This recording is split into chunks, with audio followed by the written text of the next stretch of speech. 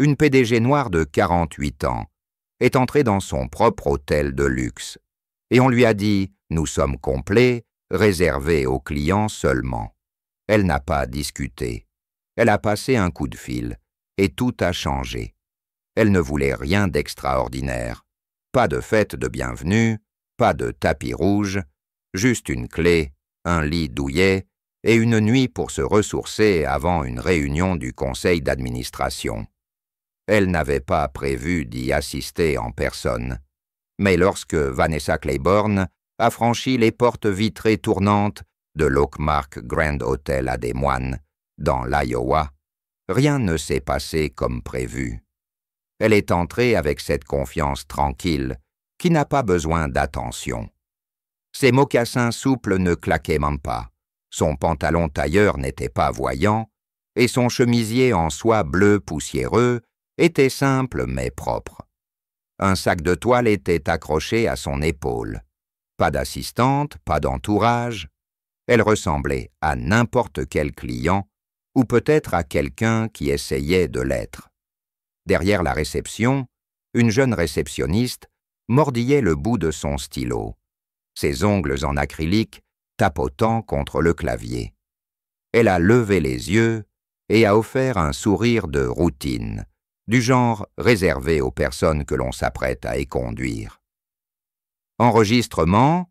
a demandé Vanessa, souriante, polie comme toujours. « Oui, sous le nom de Claiborne, Vanessa. » Les doigts de la jeune fille ont parcouru le clavier puis se sont arrêtés. Elle a cligné des yeux, les lèvres serrées. « Je ne vois aucune réservation sous ce nom. »« Ce n'est pas grave, il y a une suite toujours réservée pour moi. Madame, nous sommes complets ce soir, » a répondu la jeune fille, son ton légèrement changé. « Vous devez avoir une réservation confirmée pour rester ici, pour les clients seulement. » Le sourire de Vanessa ne s'est pas effacé, mais l'atmosphère dans la pièce a changé. Elle a regardé derrière la jeune fille, vers la plaque dorée accrochée au mur. Oakmark Grand, une propriété Claiborne. Son nom n'était pas seulement sur une réservation, il était sur le bâtiment. « Je suis une cliente, » a-t-elle dit calmement. « Et plus que cela, je possède cet hôtel. » La jeune fille a de nouveau cligné des yeux, stupéfaite pendant une seconde, comme si Vanessa venait de lui dire qu'elle était la reine d'Angleterre. Puis ses lèvres se sont incurvées en un sourire sceptique. « Vous possédez l'Oakmark. » Vanessa s'acquiesçait, calme. La jeune fille s'est penchée vers le téléphone du bureau. « Je vais devoir appeler le manager. Allez-y. » De l'autre côté du hall, un couple en polo de golf a regardé dans leur direction. Un homme assis près de la cheminée a incliné la tête. Vanessa pouvait le sentir. Ce changement, ce poids familier, ce regard de quelqu'un qui pense que vous mentez et croit savoir qui vous êtes. Quelques instants plus tard, un homme mince avec une cravate de travers et un clipboard est apparu d'une porte latérale. Son badge indiquait « Neil Dorrance, directeur adjoint ». Il a jeté un regard à Vanessa et a immédiatement parlé avec une jovialité forcée. « Bonsoir, y a-t-il un problème avec votre réservation ? Elle prétend posséder l'hôtel », a dit la réceptionniste un peu trop fort. Neil a hésité. Vanessa a gardé les yeux sur lui. « Je ne prétends rien, je le fais. Mon nom est Vanessa Claiborne. Vous le trouverez sur chaque rapport trimestriel et chaque note du conseil exécutif. Je suis ici pour une nuit.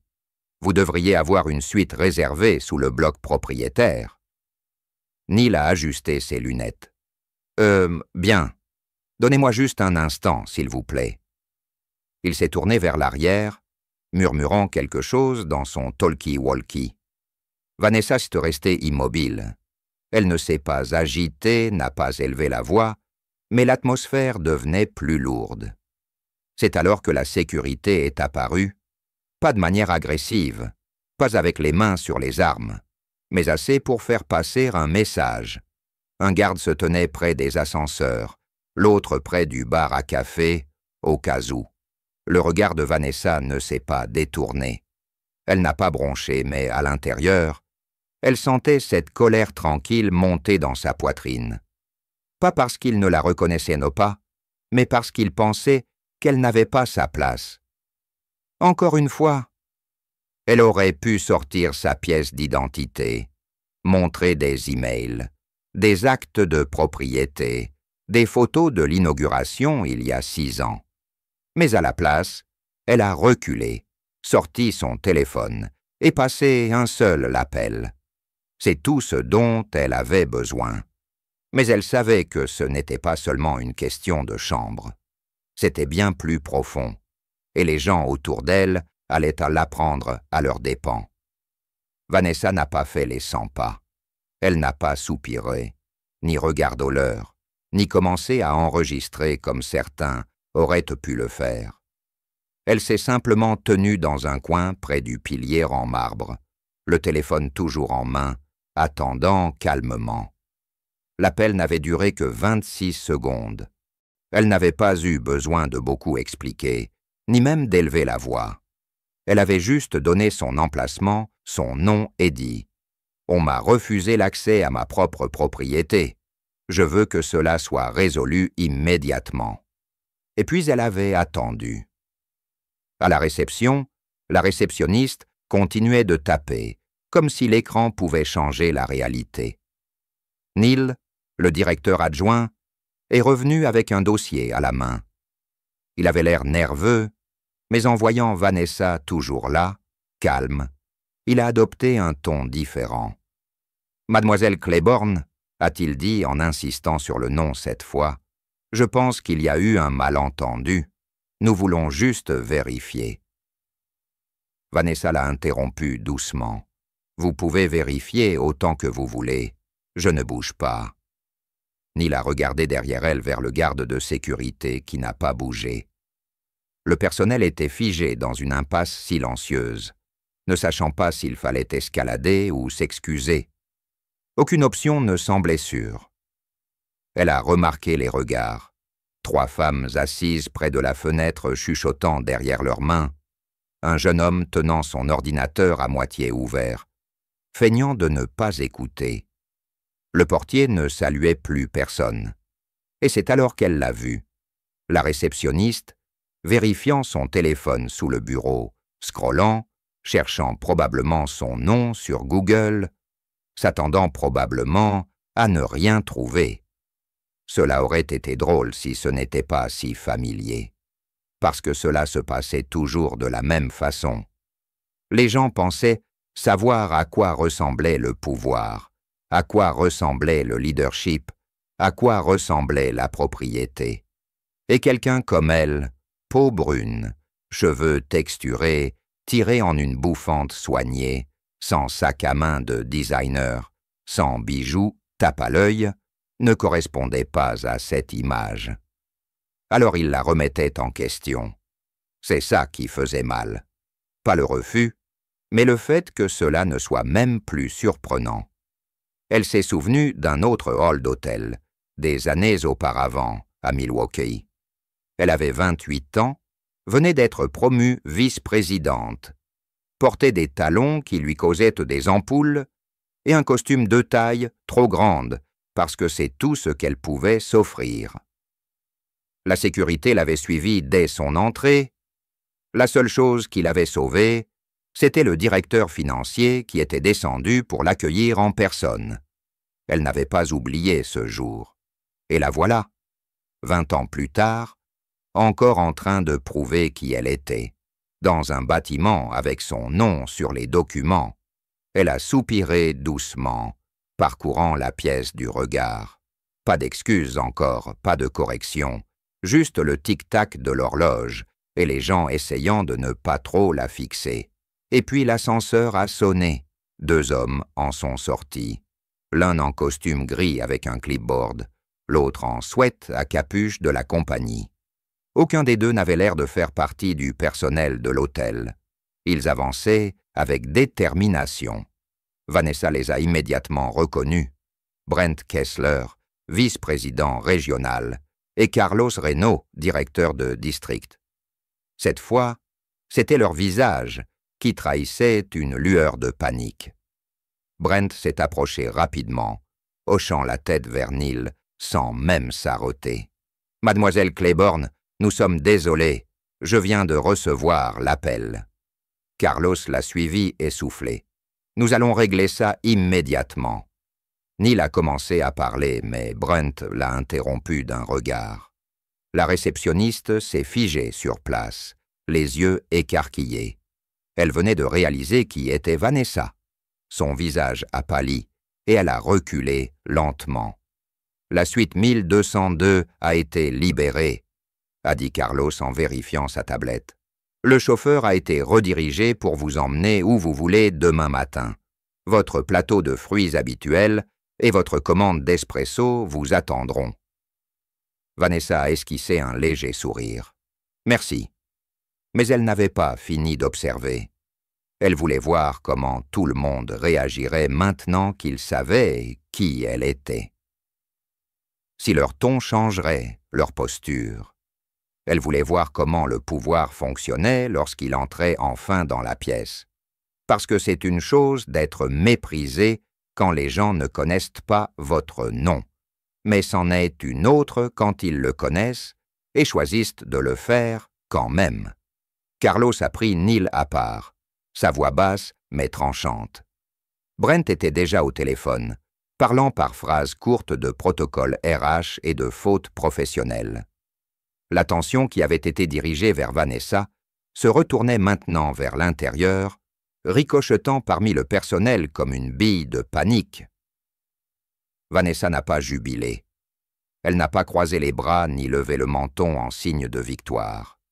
Elle est simplement retournée à la réception, lentement, calmement, et a posé son téléphone sur le comptoir. « Je prendrai la suite du 12e étage », a-t-elle dit, sa voix égale. « Même configuration. Envoyez quelqu'un pour vérifier qu'elle est propre. » La réceptionniste a ouvert la bouche mais n'a pas trouvé ses mots. Vanessa n'a pas attendu qu'elle essaie. Elle s'est tournée vers Brent. « Ai-je été enregistré ? » « C'est fait, » a répondu Brent en feuilletant son clipboard. « Vous aurez 2 clés et un rapport d'incident d'ici à ce que vous soyez dans l'ascenseur. »« Bien, et le reste ?» Il a hoché la tête. « Nous avons envoyé une notification à tout le site. L'équipe d'audit corporate est en stand-by. Tout le personnel actuel devra suivre une nouvelle certification sur le protocole d'accueil, et les mesures disciplinaires commenceront ce soir. » Vanessa a jeté un regard à la réceptionniste, qui mordait maintenant l'intérieur de sa joue, nerveuse.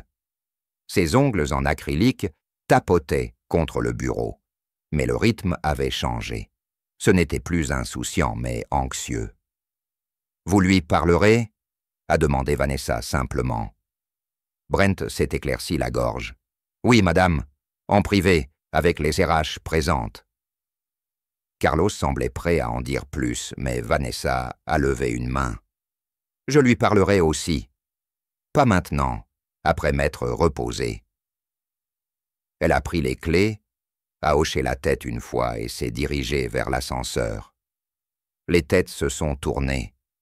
Certains clients chuchotaient, d'autres regardaient en silence, mais personne ne lui a parlé directement. Les portes de l'ascenseur se sont ouvertes, puis refermées derrière elle. Vanessa pouvait encore voir Neil, raide près de la réception, visiblement en train de transpirer. Au 12e étage, sa suite sentait légèrement le citron et l'eucalyptus. Le plateau de fruits était là, les dosettes d'espresso empilées soigneusement à côté de la machine. Une carte manuscrite avec ses initiales attendait sur la table, bien qu'elle ait clairement été préparée à la hâte. Elle a parcouru la pièce lentement, comme si elle l'inspectait, pas seulement pour la propreté, mais pour l'attitude, l'intention, la preuve que quelqu'un, quelque part, se souciait encore de l'expérience qu'elle avait construite de ses propres mains. Parce que cet hôtel n'était pas qu'une entreprise, c'était son histoire. Elle s'est souvenue d'elle à 33 ans, présentant son projet à une banque du Minnesota qui ne croyait pas qu'elle pourrait réussir. Il l'avait à peine écoutée, proposé des conditions de prêt brutales et l'avait été presque mise au défi de réussir. Elle l'avait fait, et maintenant, près de 2 décennies plus tard, debout dans l'une de ses suites signatures, elle devait encore le prouver. Son téléphone a vibré. Un message de son assistante. « Tout est en marche. Faites-moi savoir si vous voulez une déclaration aux médias. » Vanessa a marqué une pause. Elle aurait pu rendre cela public facilement. Un tweet, et cela serait devenu viral. Une interview, et les titres se seraient écrits eux-mêmes. Mais ce soir, elle n'était pas intéressée par les gros titres. Ce n'était pas une question de rage ni de vengeance. C'était une question de respect et de la façon dont il était trop souvent lié à des suppositions, pas à la réalité. Elle s'est assise au bord du lit, les mains jointes, en silence. Dehors, la nuit était toujours animée. Le trafic grondait le long de Grant Avenue, le klaxon lointain d'un train de marchandises dans la zone industrielle. Mais dans la suite, c'était calme, lourd. Puis on a frappé à la porte. Room service. Le jeune homme a apporté un espresso frais, une note d'excuse du responsable de la cuisine et une offre pour envoyer un masseur aux frais de la maison. Vanessa l'a remercié doucement, puis a refermé la porte derrière lui. Elle s'est rassise, a pris une lente gorgée d'espresso, puis a regardé par la fenêtre vers les lumières qui scintillaient faiblement à travers la ville. Elle sentait un changement commencer, pas seulement dans cet hôtel, mais en elle-même. Quelque chose allait changer. À exactement 6h30, Vanessa Claiborne est descendue de l'ascenseur, cette fois non pas en tant que cliente, mais en tant que PDG.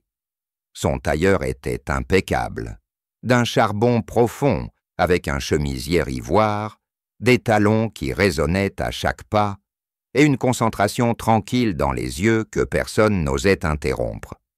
Le hall, qui commençait tout juste à s'animer avec les départs précoces et les courses pour le café, s'est figé lorsqu'elle est apparue. Le personnel s'est tourné, les conversations se sont arrêtées, même le barista derrière le kiosque d'angle a interrompu sa préparation. Brent et Carlos l'attendaient déjà près de la cheminée, avec 3 dossiers et 2 tasses de café qu'aucun des deux n'avait touchées. Ils avaient l'air d'hommes qui n'avaient pas dormi, et probablement pas. Vanessa a hoché légèrement la tête et s'est dirigée droit vers la petite salle de conférence, exécutive juste après le bureau du concierge. Brent l'a suivi, Carlos derrière lui. Dans la salle, assis raide, se tenait le directeur adjoint Neil, la réceptionniste, son badge indiquait Kayla Mendes, et une femme des RH qui s'est présentée simplement comme Martha de chez Corporate. Son bloc-notes était déjà ouvert. Vanessa ne s'est pas assise. Elle était restée debout à la tête de la table, les bras croisés. Personne n'a parlé au début. Le silence était épais. Puis Vanessa a demandé calmement « Quelqu'un veut-il expliquer ce qui s'est passé hier soir, de son point de vue ?» Kayla a baissé les yeux immédiatement. Neil s'est éclairci la gorge, mais n'a pas trouvé un seul mot. Vanessa a attendu. Finalement, Kayla a marmonné « Je n'ai juste pas pensé qu'elle était… Je veux dire, je ne m'attendais pas. » Vous ne vous attendiez pas à ce que quelqu'un comme moi possède l'immeuble, a terminé Vanessa pour elle, calme, maîtresse d'elle-même. Kayla a à peine hoché la tête. « Est-ce que je vous ai été impoli ?» a demandé Vanessa. Kayla a secoué la tête. « Non. » « Est-ce que j'ai élevé la voix ?»« Non. » « Est-ce que j'ai menacé quelqu'un ?» La voix de Kayla était maintenant à peine un murmure. « Non. » Vanessa a pris une lente inspiration et s'est tournée légèrement vers Martha.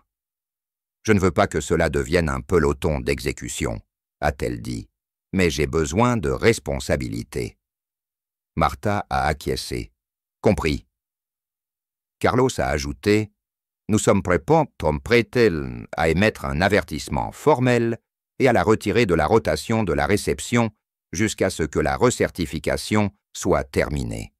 Neil sera placé en révision administrative en attendant d'autres entretiens. » Vanessa a hoché la tête une fois, puis s'est enfin assise. Elle s'est tournée vers Kayla à nouveau. « Depuis combien de temps travaillez-vous ici? 4 mois? Et pendant ce temps, à quelle fréquence avez-vous pensé à qui a construit cet hôtel? D'où il vient ?» Kayla a hésité. « Je suppose que j'ai juste supposé que c'était une corporation, un groupe d'investisseurs ou quelque chose comme ça. » Vanessa a laissé le moment peser. « Savez-vous combien de propriétés j'ai construites à travers ce pays? » Kayla a secoué la tête. « 17. De Baltimore à Phoenix. Chacune d'elles conçue avec intention, le luxe rendu accessible, le service rendu humain. J'ai construit cette marque parce que j'en avais assez d'être traité comme une ombre. Alors dites-moi pourquoi, quand j'entre dans mon propre hall, je suis encore invisible aux personnes qui travaillent sous mon nom. » La question n'était pas colérique. Elle était fatiguée, honnête, lourde. Kayla avait l'air de vouloir disparaître dans sa chaise. Neil regardait droit devant lui, le visage rouge. Carlos a repris la parole. « Nous avons déjà rédigé une note qui sera envoyée à toutes les propriétés Claiborne aujourd'hui. Formation obligatoire sur l'inclusivité pour tout le personnel, une remise à 0 sans exception. » Vanessa l'a regardé. « Assurez-vous que ce n'est pas juste une case à cocher. Je ne veux pas que les gens mémorisent tous des scripts. Je veux qu'ils comprennent à quoi ressemble le respect quand ils pensent que le don est immense que personne ne regarde. » Brent a enfin parlé. « Nous le ferons pour de vrai. » Elle s'est levée. La réunion était terminée. En sortant de la salle de conférence, le hall semblait se redresser. Le personnel s'agitait, certains hochant nerveusement la tête. Mais elle ne les a pas reconnus. Pas encore. Elle ne s'intéressait pas à la performance. Elle cherchait le changement. Mais avant de quitter l'hôtel, il y avait encore une conversation qu'elle devait avoir, et elle n'avait rien à voir avec la politique. Vanessa a attendu que l'affluence matinale se calme. Elle a pris son temps, pas pour les fêtes dramatiques, mais pour que personne ne puisse se cacher derrière les distractions. Pas de téléphone qui sonne, pas de faux sourires pour les clients qui entrent. Juste du calme et la vérité. Elle a repéré Kayla Mendes dans le salon du personnel, derrière le bar à café, assise seule à une table étroite avec un muffin aux myrtilles, à moitié mangé devant elle. Son téléphone était face contre table. Elle avait l'air de ne pas avoir dormi non plus. Vanessa n'a envoyé personne pour l'appeler. Elle est entrée elle-même. Kayla s'est redressée brusquement, faillant renverser son verre. « Détendez-vous » a dit Vanessa en tirant la chaise en face d'elle. « Je veux juste parler. » Kayla a avalé difficilement. « Oui, madame. »« Laissez tomber le madame, » a répondu Vanessa doucement. « Ce n'est pas une audience. » Kayla a hoché la tête, les yeux baissés. Elles sont restées un moment en silence, le bourdonnement du frigo et le faible grésillement des lumières au plafond remplissant l'espace entre elles. Puis Vanessa a parlé. « Avez-vous déjà travaillé dans un endroit où vous vous sentiez petite ?» Kayla a cligné des yeux, levé les yeux. « Oui, la plupart du temps. » « Dites-moi. » Kayla a hésité, puis Pantlas a haussé les épaules. « J'ai travaillé dans un diner près de l'I-80 pendant 1 an. Je portais une casquette en papier. Les cuisiniers me criaient dessus à chaque service. Certains clients ne laissaient jamais de pourboire. Certains m'appelaient « gamine », même si j'avais 27 ans. Je me sentais invisible la plupart du temps. Vanessa s'est penchée en arrière. « Donc vous savez ce que ça fait d'être ignoré. » Kayla a hoché la tête. « Oui. Alors aidez-moi à comprendre, » a dit Vanessa sans élever le ton. comment vous m'avez regardé dans les yeux hier soir et avez décidé que je n'avais pas ma place ici. Le silence qui a suivi n'était pas vide. Il était chargé de culpabilité, de réalisation, de quelque chose qui se mettait enfin en place. La voix de Kayla était rauque. « Je ne sais pas. Je ne voulais pas. Quand vous êtes entré, j'ai pensé que vous étiez peut-être perdu ou que vous attendiez quelqu'un d'autre. Vous n'aviez pas l'air. » Elle s'est arrêtée. « Je n'avais pas l'air de quoi ?» Kayla a secoué la tête, comme le genre de personne qui possède des hôtels. Vanessa n'a pas bronché. « Et à quoi ressemble ce genre de personne ?» Kayla n'a pas répondu. « C'est ça le vrai problème, » a dit Vanessa. Les gens ont une image dans leur tête. Bien habillé, probablement un homme, probablement plus âgé, certainement pas moi. Cette image ne vit pas seulement dans votre tête, elle influence les décisions, façonne les comportements.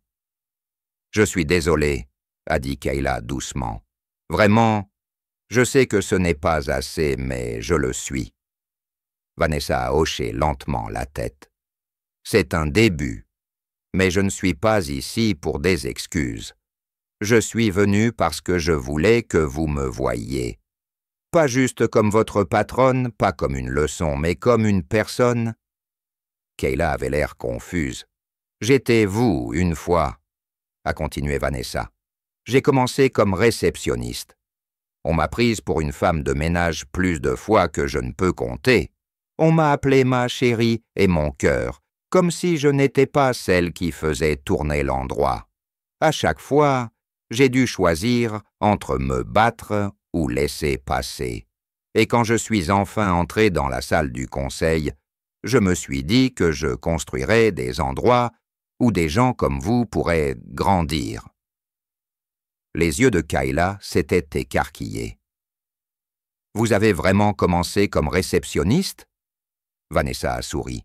« À Saint-Paul, mon premier patron m'a dit que je parlais trop éduqué pour être au téléphone et m'a mise à l'audit de nuit. C'était le début. » Kayla a presque ri. « C'est incroyable. » « Ça ne devrait pas l'être, » a dit Vanessa. « Ça devrait être normal. » Elle s'est levée. « Je n'ai pas besoin que vous soyez parfaite, mais j'ai besoin que vous soyez consciente. Chaque client qui franchit cette porte, jeune, vieux, habillé chic ou non, mérite de la dignité.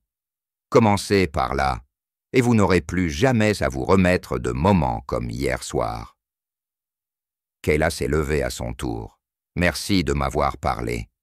Je le pense vraiment. » Vanessa a hoché la tête une fois et l'a laissée là. Mais en repassant la porte du salon, quelque chose en elle s'est senti plus léger, parce que le message avait enfin atteint sa cible. En milieu de matinée, le rythme de l'Oakmark Grand était revenu, du moins en surface. Les clients faisaient rouler leurs valises sur les carreaux polis, les tasses de café tintaient doucement au bar. Une petite famille demandait des informations sur les eaux aux alentours. Le monde continuait comme toujours. Mais dans le bureau de la direction, c'était différent. Brent se tenait près de la fenêtre, regardant le valet faire tourner les voitures devant l'entrée principale. Carlos tapait tranquillement sur son ordinateur portable, rédigeant la note interne officielle. Martha, la responsable des RH, passait en revue de nouveaux modules d'intégration avec une concentration impassible. Et au milieu de tout cela, Vanessa lisait une pile d'évaluations, des dossiers du personnel marqués pour révision. Elle n'était pas en colère. Elle était précise. « Je ne suis pas ici pour punir », a-t-elle dit à voix haute en parcourant un rapport. « Je suis ici pour éviter que cela ne se répète. » Carlos a levé les yeux. « Nous ajustons notre processus d'entretien pour les embauches à la réception. Pas seulement pour les compétences, mais aussi pour l'empathie. Test de schéma, évaluation des préjugés. »« Bien, » a répondu Vanessa. Elle a tapé une fois son stylo sur le bureau. et mettez-moi dans la rotation à partir du trimestre prochain. Je me présenterai dans des propriétés au hasard, discrètement, comme ici. » Brent a levé un sourcil. « Vous voulez être un client mystère ? » »« Pas mystère, » a-t-elle dit. « Juste anonyme, jusqu'à ce que je ne le sois plus. » Carlos a esquissé un léger sourire. « Ça va rendre beaucoup de gens nerveux. »« Bien, » a-t-elle dit, « qu'il le soit. La vraie version de ce travail ne vient pas avec des avertissements. » Elle s'est levée, glissant les papiers dans un dossier. « Faites en sorte que la nouvelle formation soit active d'ici vendredi prochain. Incluez des modules d'histoire. Je veux que le personnel lise des expériences réelles de clients, pas des scripts fictifs. Je veux des mots vrais, humains. » Brent a hoché la tête. « Ce sera fait. » Vanessa a quitté le bureau, retournant dans le hall. Elle s'est arrêtée près de la réception, où un nouvel agent avait pris la relève. Il a souri immédiatement, respectueusement, comme quelqu'un qui comprenait qu'elle n'était pas juste un costume qui passait. Elle lui a rendu son hochement de tête, puis a regardé autour d'elle. Tout semblait immobile à l'extérieur, mais elle pouvait le sentir.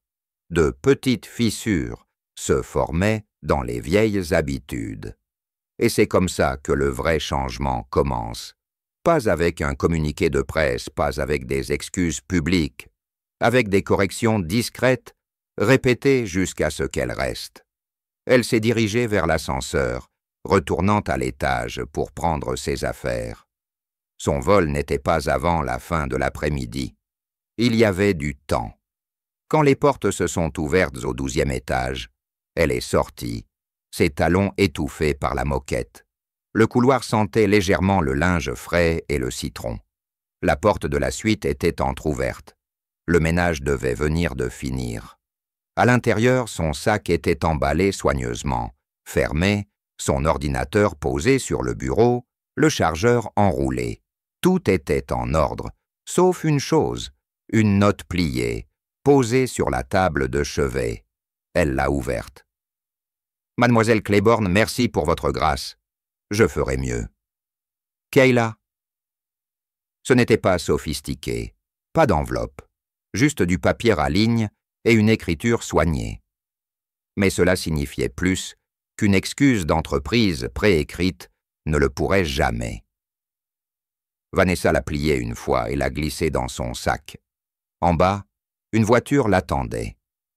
En sortant par le hall, le même portier que la veille a ouvert la porte avec détermination. « Bon voyage, mademoiselle Claiborne », a-t-il dit chaleureusement. « Nous espérons vous revoir bientôt. » Elle a souri. « Vous me reverrez. » Alors que la voiture s'éloignait du trottoir, elle n'a pas regardé en arrière. Elle n'en avait pas besoin, parce qu'elle avait laissé quelque chose derrière elle, quelque chose de plus lourd que des bagages. Elle avait laissé le poids d'être mal jugée, la douleur tranquille d'avoir à expliquer sa valeur. Et ce qui l'avait remplacé était bien mieux. De la compréhension, de l'inconfort, de la croissance. Pour eux, et peut-être même pour elle-même. Mais il y avait encore une dernière chose qu'elle voulait dire. Pas à l'hôtel, ni au personnel. Ce message était destiné à quiconque avait déjà dû se tenir dans une pièce et prouver qu'il avait sa place. Le trajet vers l'aéroport était silencieux. Pas de bavardage du chauffeur, pas de musique à la radio, juste le doux vrombissement des pneus sur le bitume et le clignotement occasionnel d'un clignotant. Vanessa était assise à l'arrière, une main posée sur son sac, l'autre tenant la note pliée de Kayla. Elle ne l'avait pas relue, mais elle était là, comme un rappel, comme une petite preuve que la nuit précédente n'avait pas été pour rien. Elle a regardé par la fenêtre les rangées de bâtiments en briques, les stations-service au coin de la rue, les enseignes fanées des garagistes et des boulangeries. Ce n'était pas là qu'elle avait prévu d'être cette semaine. Et pourtant peut-être était-elle censée être ici depuis le début. Pas pour la réunion du conseil, pas pour les affaires, mais pour la conversation Parce que la vérité, c'est que ce genre de choses ne la choquait plus. Vanessa n'était pas en colère que cela soit arrivé. Elle était fatiguée que cela continue d'arriver.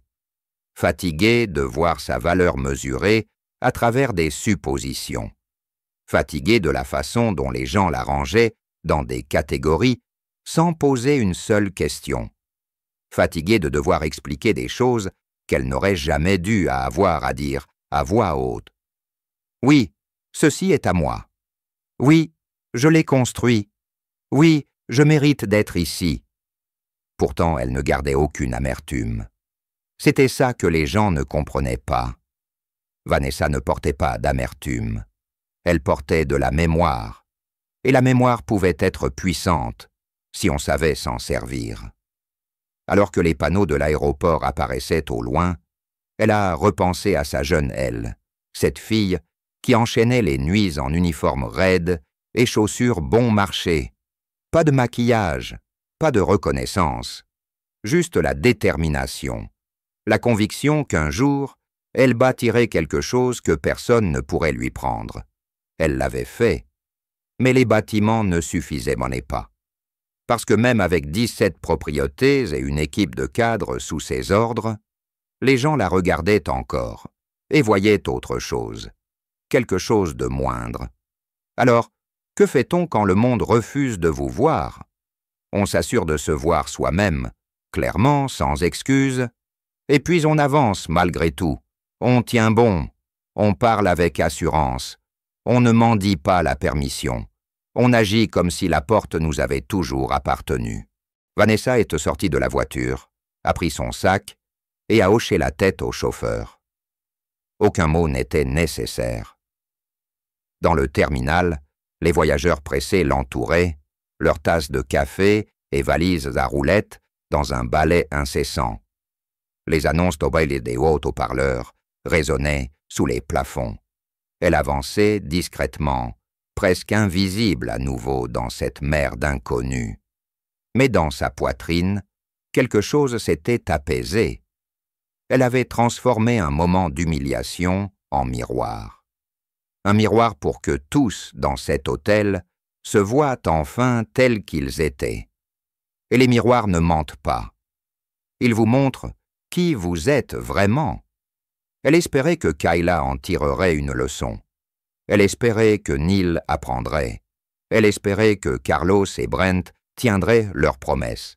Mais même s'il échouait, elle serait toujours debout. Elle l'avait toujours été. Parce que la dignité n'était pas quelque chose qu'on lui donnait. C'était quelque chose qu'elle n'avait jamais abandonné. Et pour ceux qui regardaient, pour ceux qui écoutaient, pour tous ceux qui avaient un jour été ignorés, doutés ou traités comme s'ils ne comptaient pas, Vanessa avait une dernière chose à dire. Vous n'avez pas besoin de crier pour être entendu.